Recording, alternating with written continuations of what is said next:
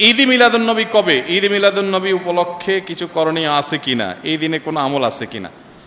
ঈদে মিলাদুন্নবী মানে হলো নবীর জন্মের ঈদ, আনন্দ। তো ঈদ থাকলে তো ঈদের নামাজ থাকবে নাকি?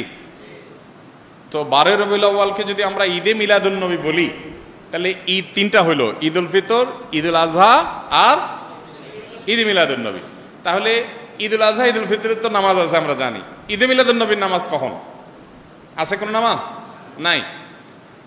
তো বোঝা গেল যে আসলে ঈদে মিলাদুন্নবীর নামে কোনো ইবাদতের উপলক্ষ, কোনো অকেশন ইসলামের শরীয়তে কোথাও নাই।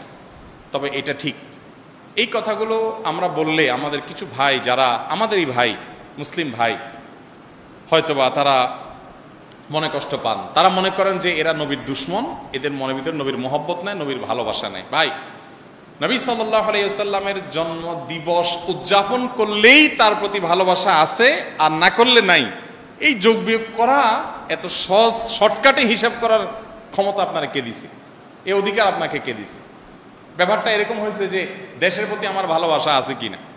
আপনি আমার দল করেন, তাই আমি বলবো আপনি দেশপ্রেমিক।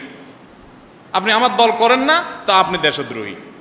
ব্যাপারটা সেরকম হয়ে গেল না ভাই? আমার দেশপ্রেম জাহির করার জন্য আপনার দল করে তাই প্রমাণ করতে হবে, এটা যেরকম অযৌক্তিক, ঠিক একইভাবে নবী করিম সাল্লাল্লাহু আলাইহি সাল্লামের জন্ম দিবস উদযাপন করে তার প্রেম, তার ভালোবাসা জাহির করতে হবে, এটাও এরকম অযৌক্তিক।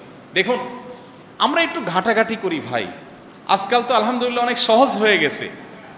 আপনি একটু অনলাইনে একটু সার্চ দেন, জন্মদিবসের জন্ম কবে, জন্মদিবস উদযাপনের জন্ম কবে।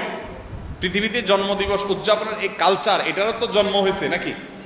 নাকি আদম আলাইহিস সালাম থেকে শুরু হয়েছে? এটাও তো শুরু হয়েছে।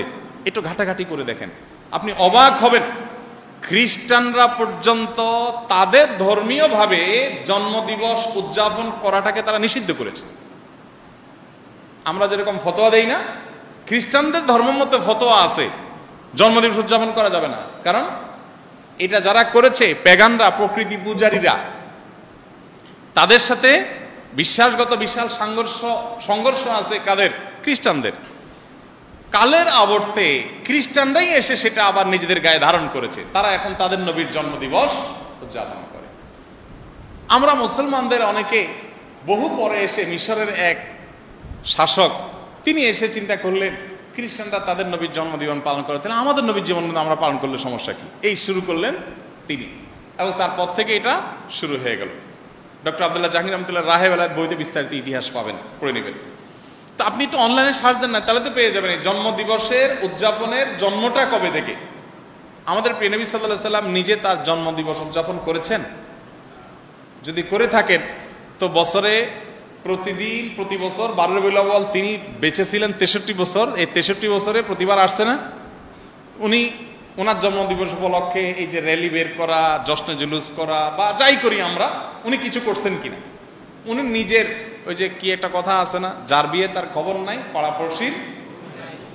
ওনার নিজের জন্মদিবস উনি উদযাপন করলেন না, ওনার 4 খলিফার কেউ করলেন না, কোন সাহাবী করলেন না।